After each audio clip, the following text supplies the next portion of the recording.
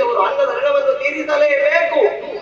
ಹಾಗೆ ಅಶ್ವತ್ಥಾಮನಾಗೆ ಆಗ ಕೂಡಲು ಸಿಕ್ಕಿದ ದಾರಿಯಲ್ಲಿ ಸಿಕ್ಕಿದ ಹಾಗೆ ಈ ಚಿಕ್ಕ ಮಕ್ಕಳನ್ನು ಕೊಂದು ಅನ್ನದ ಋಣವನ್ನು ತೀರಿಸುವುದಕ್ಕೆ ಮುಂದುವರಿದೆನಲ್ಲ.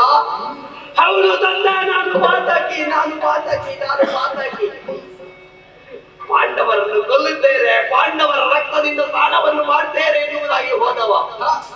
ರಾತ್ರಿಯನ್ನೇ ರಕ್ತರಾತ್ರಿಯನ್ನಾಗಿದ್ದೇನೆ ಎನ್ನುವುದಾಗಿ ಕನಸು ಕಂಡವ. ಆದರೆ ನಾ ಕೊಂದದ್ದು ಉಪ ಪಾಂಡವರ ಶಿರ.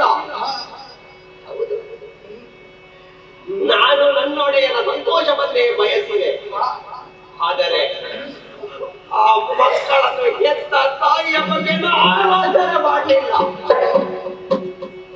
ದ್ರೌಪದಿ ಪಂಚವಲ್ಲವೇ ಹತ್ತಿ ಸಂಭವೆಯಾಗಿ ಹುಟ್ಟಿದರು. ಪಾಂಡವರ ಮನೆಗೆ ಸೊಸೆಯಾಗಿ ಸೇರಿದಳು. ಅರ್ಜುನನ್ನೇ ಸೇರಬೇಕು ಎನ್ನುವುದಾಗಿ ಅವಳ ತಂದೆ ಬಯಸಿ ಪಡೆದ ಮಗು. ಕೊನೆಗೂ ಅದೇ ಮನೆಯನ್ನು ಸೇರಿ ಸುಖವನ್ನು ಅನುಭವಿಸ್ತಾಳೆ ಎನ್ನುವ ಕಾಲಕ್ಕೆ ಕೌರವರಿಂದಲಾಗಿ ವೇದನೆಯನ್ನೇ ಅನುಭವಿಸಿದಳು. 13 ವರ್ಷ ದೇಶಾಂತರ ತಿರುಗಿ 12 ವರ್ಷ ಕಾನೂನಲ್ಲಿ ಇದ್ದು ದುಃಖವನ್ನು ಅನುಭವಿಸಿ ಇನ್ನಾದರೂ ರಾಜ್ಯವನ್ನು ಪಡೆದ ಮಕ್ಕಳೊಂದಿಗೆ ಜೀವನವನ್ನು ಸಾಗಿಸ್ತೇನೆ ಎನ್ನುವುದಾಗಿ ಹಂಬಲಿಸಿದ ಆ ಮಾತೃ ಹೃದಯಕ್ಕೆ ಘಾತವಸಾಗಿದೆ. ದ್ರೌಪದಿ, ಅಮ್ಮ, ನಾ ಮಾಡಿದ ಪಾತಕಕ್ಕೆ